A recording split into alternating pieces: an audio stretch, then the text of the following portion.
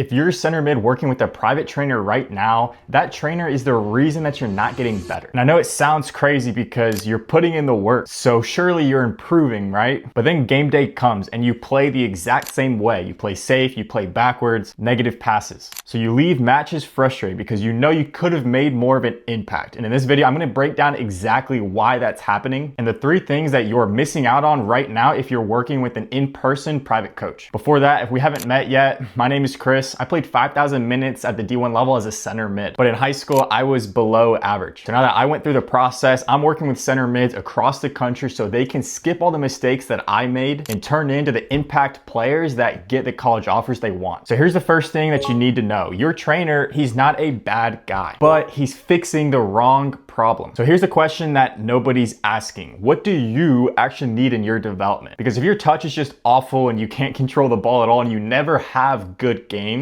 then yeah, maybe you do just need to get out to the wall, do some ball mastery, whatever that may be. But even then, 1 hour a week with a trainer isn't enough. Now, chances are if you're watching this, you are a high-level player. You're probably playing MLS Next, ECNL, or on another competitive club team. And the thing is, what's holding you back right now isn't your touch. So you're still gonna continue to work on those things like your touch, technique, but it's the other parts of your game, the decision-making, your confidence to play forwards, the ability to actually show your potential in matches when it matters. Those are the areas that are missing in your game right now. And this is where in-person private training falls completely short. Because in just 1 hour of cone drills and clapping hands and saying to go faster, you're not actually getting the development on the areas of your game that matter the most for you. Your film, your mentality, the way that you process the game. And again, if you never play well and you just have an awful touch, then yeah, maybe you just need to be doing ball mastery, but that's probably not where you're sitting at. You have the potential, you know that you're there, you're just not playing the way that you know you can. Take my athlete Diego, for example. He came to me a few weeks ago with a good touch. He had good control on the ball. He was doing all the right things, but in games, he was still playing afraid. He was playing timid, and he was finishing games knowing that he wasn't making impacts the way that he was really capable of. And honestly, a few years ago, while I was still doing in-person private training, if Diego came to me then I would have only been able to help him with his passing technique or running through some cone drills, maybe some 1v1 moves. But that wasn't his issue. He had the raw skill. And so since we work together remotely, we can focus on the things in his game that matter. We focus on his specific tendencies, like when he should hold on to the ball longer versus when he should let it go early. Those are the things that actually help a center mid impact in games. And now it's pretty cool because I can see the light bulb going off in his head. He's noticing how important it is to go forwards, and he's seeing these moments in real time now. And that's not something that comes from just cone drills, because he'd been getting out to the fields alone for years. He had tried all the cone drills just like I did, just like you probably are right now. So the drills weren't the problem.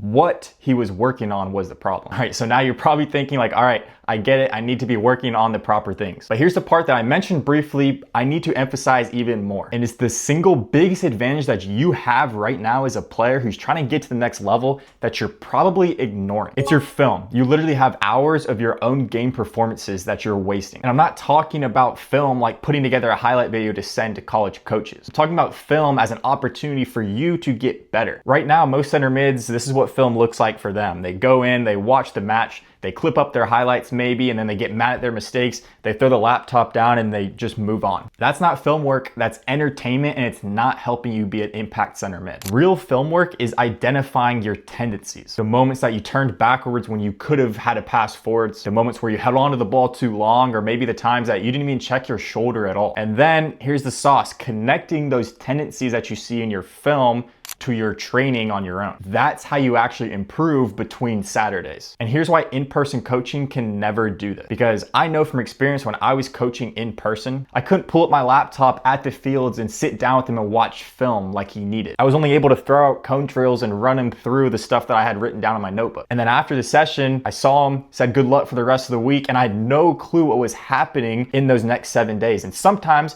weather came up, travel came up, and I couldn't see him for another 2 or 3 weeks. But film is really where the development happens, when you combine that properly with the work that you're putting in. It's how you learn when to hold on to it, when to release it quicker, and how to put yourself in positions to impact the game more and rack up better highlights. Because again, I'm not saying that you have everything figured out and you just have an unstoppable touch. You don't, and you probably still need to work on those areas of your game. But you already have enough of the pieces to be that player when you step on the field. You just need to put them together with the right tendencies. And again, that comes from combining your film with everything else you're doing. But even if you figure out what to work on and you figure out how to watch film the right way, there's one more part to this that I completely ignored back in high school, and it cost me years. It's the mentorship. I'm not gonna lie, back in high school, I thought that asking for help and working with a coach was like trying too hard, as if me being obsessed about getting better was something to be embarrassed about. So instead of learning from guys who had done it before, played at the D1 level, been a center mid, I was trying to figure it out all by myself. Again, terrible idea. And I know that I would have gone way further if I didn't do that. And when I was an in-person private trainer, I saw the same thing from the other side. I saw these kids for 60 minutes a week, and I couldn't help them for the other 6 days and 23 hours on the stuff that actually compounds and will get them to the next level. And that's why having a mentor, someone who cares about you, is so important. Because when you surround yourself with somebody who's